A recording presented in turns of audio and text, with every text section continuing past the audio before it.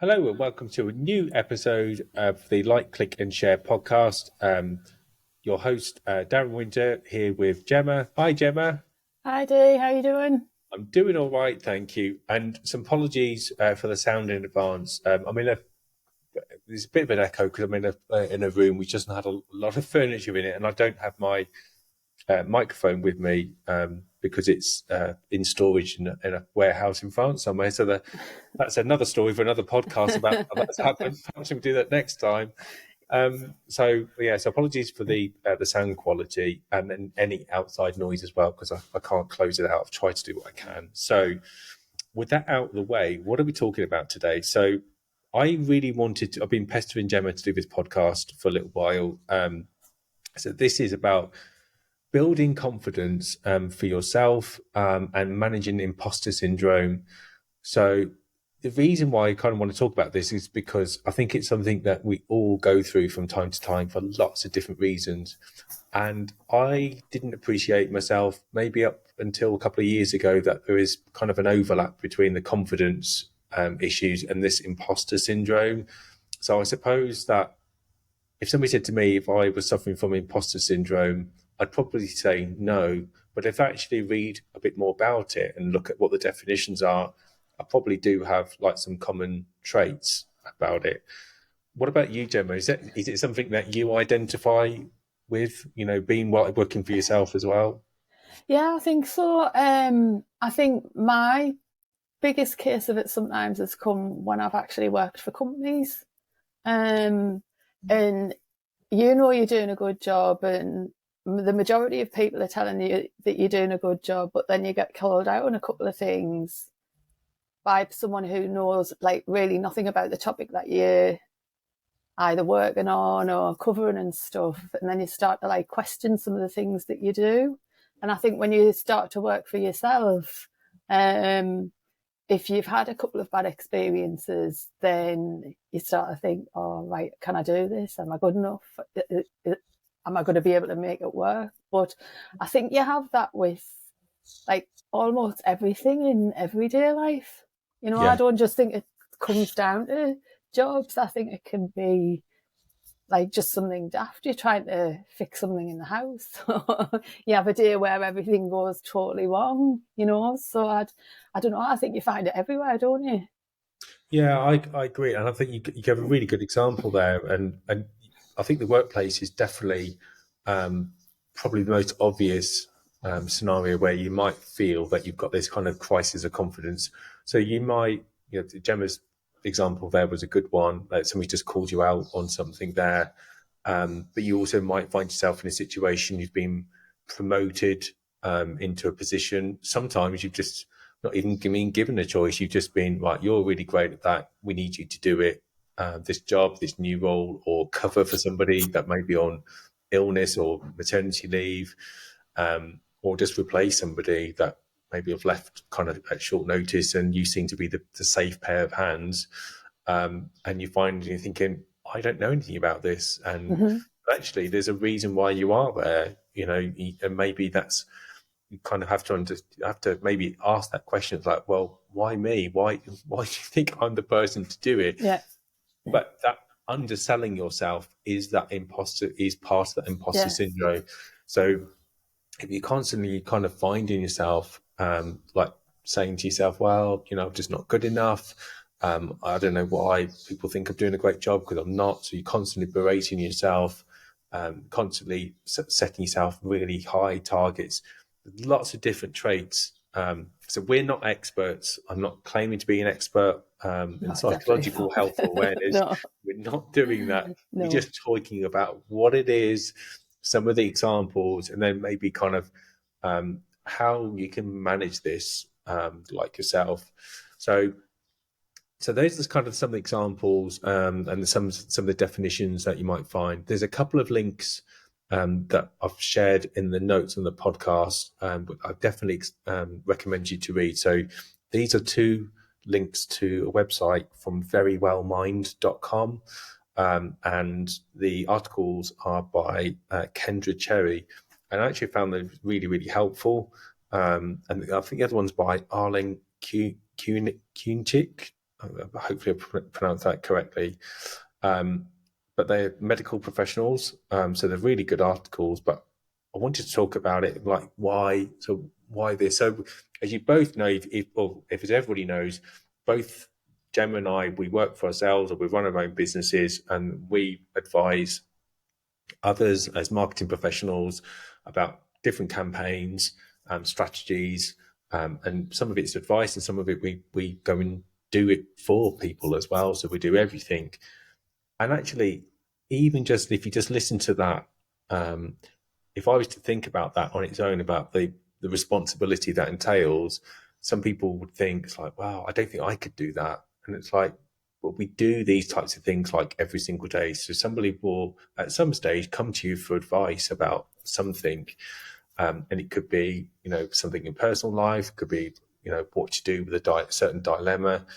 In all these types of discussions and conversations, whether they're professional or outside of work, they do have some kind of responsibility or morality attached to it. None of us in our own right minds want to get anything wrong. So we don't want to give bad advice. We don't want to do a bad job. We don't want to find ourselves being told off for not doing something or missing something. So after a time, I suppose that if you're working, like from my own experience, that you've been working for yourself and you're not giving yourself much of a break, and you're, working hard, maybe 12, 13 hours a day, that kind of pressure starts to build up. And then after a while, you start to find yourself a little bit overworked. You have this kind of feeling of being burnt out, but you kind of then start, from my own experience, is that you start feeling maybe a little bit down because you're missing out on things in life. And then you do start kind of like questioning yourself, and you start thinking, or your mind starts thinking about all this kind of responsibility that you have on yourself. You're constantly going in and out of video meetings, catching up with things on social media, seeing other people doing, maybe moving on in their careers, and you may well be, or you may well not be. All these types of fears all kind of like start to add up, all these responsibilities start to add up. And that's how I think I found myself in this situation a few years ago. And I do still have it from time to time, where I question myself and thinking, do I really know like everything? Have I got all the answers like ready to counter people, maybe kind of second guessing what people might challenge me on, like Gemma was talking about there, particularly if you're in a not very positive working environment, where you find yourself where people are always kind of try and get one over you all of the time. That's another kind of like scenario. So then you have to kind of be ready and be forewarned and forearmed. So it's not very kind of like positive or helpful.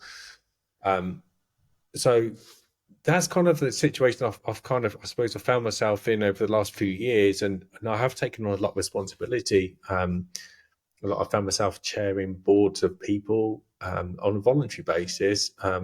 But, with budgets of like sort of 20 million, 25 million, it's like, well, I've never done this before. So, how do you do all of that? And the same advice I'll give to everybody, it's like, it doesn't really matter, like, if you've never done anything before. It's about how you approach it. And if you approach it logically, and you approach it like soundly, like you speak to people to gain advice, do some research, talk it through with people, with your team, make sure you build a positive team around you. Some of this may not always be possible, but you start to work out who's on your side, who isn't on your side.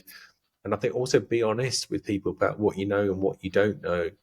And then you're in that position and you're in that role for a reason. People may be paying you for a reason. So if they want you there, they'll support you. If they don't want you there, then they won't support you. They won't pay you to be there. Agree. Yeah. So I think that's the starting points. And then I think I don't do this often enough. I'm going to stop talking in a minute, and I'm going to give this back to like Gemma. But I don't do this often myself. And let's celebrate some successes as well, because life passes you by, quite quickly. And if I was to think, when I started working for myself back in 2017, and where I am like now, so 2023, I honestly did not think I'd be here still doing this. I just thought, I'll do this for a couple of years. It probably won't work. So there's the imposter syndrome again. starting out the project, it probably won't go, but I'll give it a go anyway. And sometimes that's about reducing expectations, maybe then to making sure then you can exceed and you don't, you're setting yourself too far, like a high benchmark. But some of it can be a little bit dangerous where actually you're starting out in a project and you think, well, I'll never get there anyway. So you're actually talking yourself down. So if you're doing that quite a lot, then that's definitely a good sign of imposter syndrome. And I think I would guess it would happen a lot in the creative fields because it's just so competitive. You've seen other people out there doing all this amazing stuff and you just can't be there. Social media, I think, is the worst because it's not true. A lot of stuff that you see on there, so there's a lot of stuff on there that can make you feel quite negative about yourself, depending on what kind of mindset you're in, So I think there's a lot of people on there who aren't who they say they are, who haven't got the things they say they have.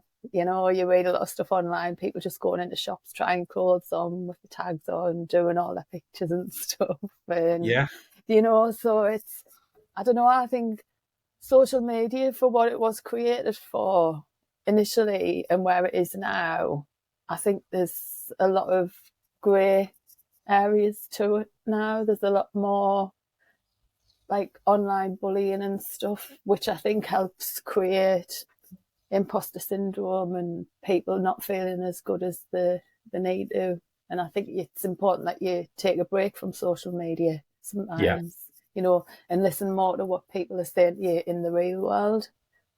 Because you can't, I've worked some places where I've been told that one day you're the best thing ever, and people are coming to you for advice and stuff, and then the next day being told that you can't do your job properly and there's concerns, and it's like, well, how does that work, And yet I've worked with pretty much all the clients that I've got from the last 3 years that I've worked on my own, and all the feedback that I've got from them has been that we want to work with you because we like your attitude, we like your positivity. If you don't know how to do something, you'll tell us, but you're happy to look into it and learn, so you're wanting to grow, you're wanting to help us, you always go the extra mile kind of thing.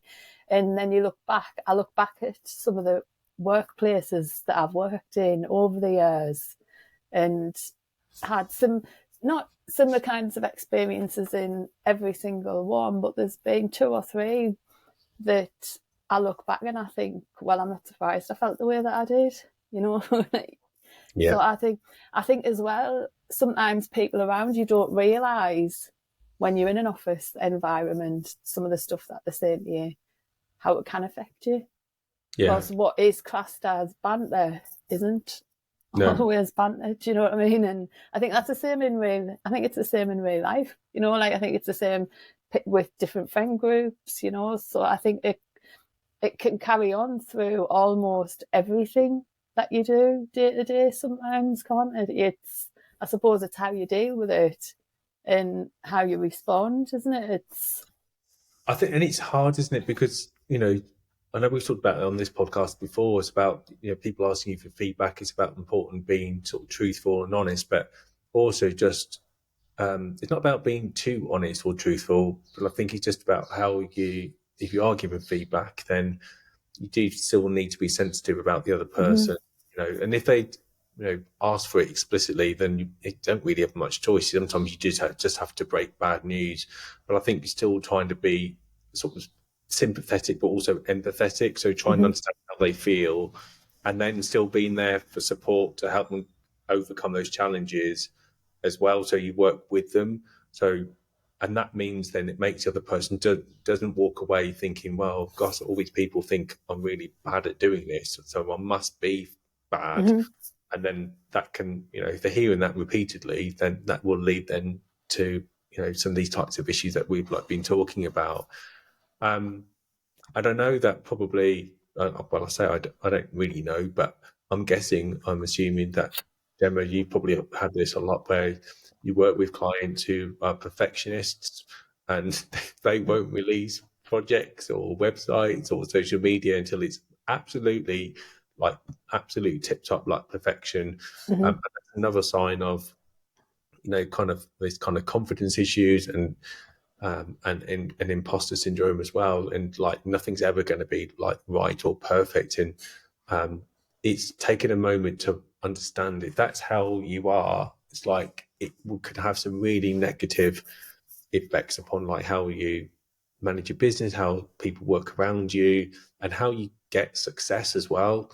And some people are happy to be that, and if you be deliberately choosing that route, then okay, that's the route that you've chosen. But some other people may not realise, and you do have to learn to let go, because some of these things you can work on in the background. Life's never perfect. It's perfect maybe at that 1 second in time or that 1 minute in time, but the world is moving so fast now, and the next day you can be completely out of date.